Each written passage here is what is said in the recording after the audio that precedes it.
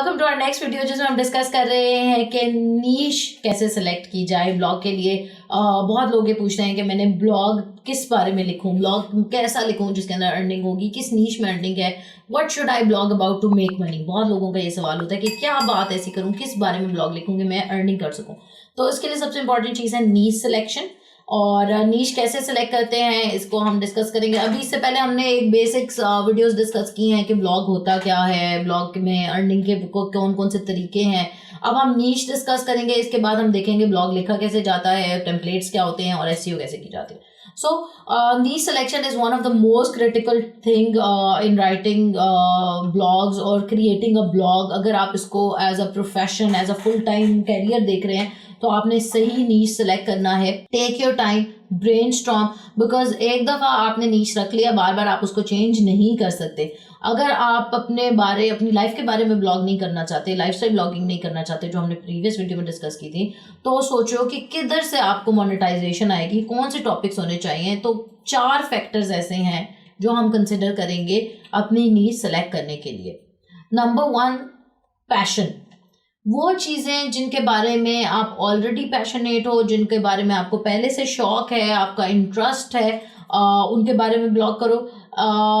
लाजमी नहीं है कि ये वो चीज़ हो जो आप किसी जगह से कोर्स कर रहे हो या किसी एकेडमी में सीख रहे हो या उसकी कोई जॉब कर रहे हो, बट कुछ भी ऐसी चीज़ जो आपके फ्रेंड्स या फैमिली या आपके दोस्त आपको कहते हैं कि यार इस काम में तुम बहुत अच्छे हो, या यार ये काम तुम कर दो। फॉर एग्जाम्पल आप कुकिंग में बहुत अच्छे हो, आप कुकिंग के बारे में ब्लॉग बना सकते हो।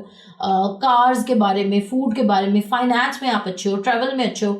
पेन और पेपर लो, ठीक है, ये आपने करना है। नीश सिलेक्शन के लिए 4 स्टेप्स हैं, चारों को कंसिडर करना है। पहला स्टेप क्या है, पेन और पेपर लो और एक पैशन लिस्ट बनाओ। तमाम टॉपिक्स उसमें लिखो जिनमें आपका इंटरेस्ट है और जिनमें आप ब्लॉग कर सकते हो और जिनमें आप अच्छे हो। सिर्फ इंटरेस्ट होना, मेरा जी एस्ट्रोफिजिक्स में बहुत इंटरेस्ट है लेकिन मैं उसमें अच्छी नहीं हूँ, तो मैं उसमें ब्लॉगिंग कैसे करूंगी। कोई ऐसी चीज़ जो आपका इंटरेस्ट भी हो और आपको अच्छी आती भी हो, वो आपकी फर्स्ट थिंग हो गई, जो आपकी पैशन लिस्ट हो गई। उसमें आप 3-4 चीज़ें, 5 चीज़ें लिख लोगे अपनी पैशन लिस्ट में। सेकंड हमारे पास है स्टेप, इसी पैशन लिस्ट से, पैशन से ही रेलिवेंट इकिगाई का एक्सरसाइज है जो आपको हेल्प करता है। अगर आपको कोई पैशन समझ ही नहीं आ रहा कि मेरा क्या पैशन है, मुझे पता ही नहीं चल रहा मैंने क्या पर्पस है, मैंने किस लिए लिखना है, तो आप इकिगाई का एक्सरसाइज करो अपना पैशन फाइंड आउट करने के लिए। सिंपली आप dancast.com पे जाओगे और वहाँ पे रिसोर्सेज में जाओगे और वहाँ पे इकिगाई का वर्कशीट भी है और वीडियो भी है, उसको आप कंप्लीट करोगे। dancast.com के अंदर आप रिसोर्सेज के अंदर जाएंगे तो यहाँ पे आपको इकिगाई का वीडियो भी है और वर्कशीट भी है। आप वो डाउनलोड करके अपना पैशन फिगर आउट कर सकते हैं उसके थ्रू। अगर आपको समझ नहीं आ रही तो वो एक कंप्लीट वर्कशीट है, साथ साथ काश का वीडियो है, वो आपको एक्सप्लेन करेगा कि आपने कैसे अपना passion, purpose of life figure out करना है। सो गो टू dancast.com, मोर में से रिसोर्सेज के अंदर जाएंगे, थोड़ा टाइम ले रहा है लोड होने में, और यहीं रिसोर्सेज में आपको इकिगाई का वर्कशीट मिल जाएगा। नहीं मिले तो यू कैन आस्क अस। ये हो गई फर्स्ट थिंग। सेकंड थिंग है हमारे पास ट्रैफिक एंड ट्रेंड। आपने इंश्योर करना है कि जो भी कीवर्ड आप टारगेट करने लगे हो या जो भी टॉपिक, कीवर्ड तो की दूर की बात है, जिस भी नीश के बारे में आप लिखने लगे हो उसके ऊपर इनफ ट्रैफिक है। अगर उसके ऊपर ट्रैफिक होगी तभी उसके बारे में, यानी उसकी सर्चेस हैं, उसका ट्रेंड है, अगर होगी तभी आप उसको मोनेटाइज कर सकोगे फ्यूचर में। सो जो आपने पैशन लिस्ट बनाई है, अपने 4-5 पैशन निकाले हैं, कार है, फूड है, फाइनेंस है, अब आपने उनको सर्च में डाल के देखना है और देखने के इनके ट्रेंड्स क्या हैं। सिंपली आप जाओगे trends.google.com पे, फ्री टूल है जो आपको बताता है कि किसी भी चीज़ की क्या ट्रेंड चल रहे हैं, ठीक है। ये रिसोर्सेज आगे जो अभी मैं आपको दिखा रही थी, इसी के अंदर इकिगाई के रिसोर्स है, वो आप ले लीजिएगा। और trends.google.com पे हम गए और यहाँ पे हम जाके लिखेंगे जी कि कार्स का क्या ट्रेंड है। For example radio controlled cars, कौन सी कार की बात हो रही है, वो आपको ऑटो फिल भी करके देता है, ठीक है। यहाँ से आप फिल्टर्स भी दे सकते हो, पाकिस्तान में सर्च कर रहा हूँ, किसी और कंट्री में सर्च कर रहा हूँ, पास्ट 12 मंथ्स में कैटेगरीज क्या हैं। ये इसका ट्रेंड है। हम देख रहे हैं कि अभी इसका ट्रेंड थोड़ा सा राइज होने वाला है। पहले राइज हुआ था, फिर डिक्लाइन हुआ था, अब दोबारा राइजिंग की तरफ थोड़ा सा जा रहा है। वो बता रहे हैं कहाँ से क्या हो रहा है, इससे रिलेटेड क्वेरीज क्या क्या आती हैं, इससे रिलेटेड टॉपिक्स कौन कौन से हैं।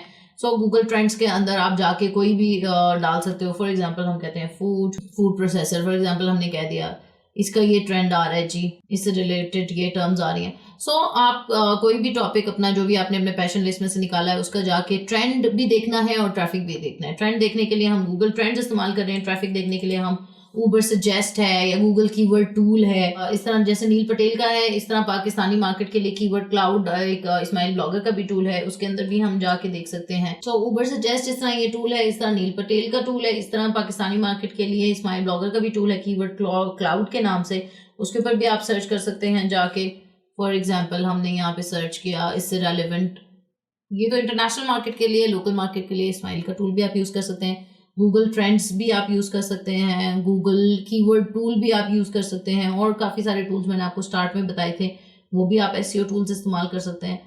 ठीक है, सो हमने देखना है कि जो मेरा टॉपिक है उससे रेलेवेंट कितनी सर्चेस हैं, क्या सर्च वॉल्यूम है, क्या डिफ़िकल्टी है एसईओ की। अभी ये प्रोसेस हो रहा है, प्रोसेस होता है तो सिंपली आपने ubersuggest.com पे गए और वहाँ पे आपको सर्च वॉल्यूम, एसईओ डिफ़िकल्टी, ये सारी चीज़ें आपको नज़र आ जाएंगी। और जिसका वॉल्यूम अच्छा होगा, डिफ़िकल्टी ईजी होगी, वो बंदा, वो वाला टॉपिक आप सिलेक्ट करेंगे अपनी पैशन लिस्ट में से। आगे चलते हैं, गूगल कीवर्ड टूल भी आप यूज कर सकते हैं। ठीक है, मैंने आपको इस्तेमाल करके दिखा हुआ है। मोनेटाइजेशन थर्ड स्टेप है, थर्ड फैक्टर है, यानी पैशन है, ट्रेंड भी है, ट्रैफिक भी है, अब मोनेटाइजेशन इसमें कितनी हो सकती है। सो उसके लिए हमने देखना है कि आप अपने ब्लॉग को किस तरह मोनेटाइज करने का प्लान कर रहे हो।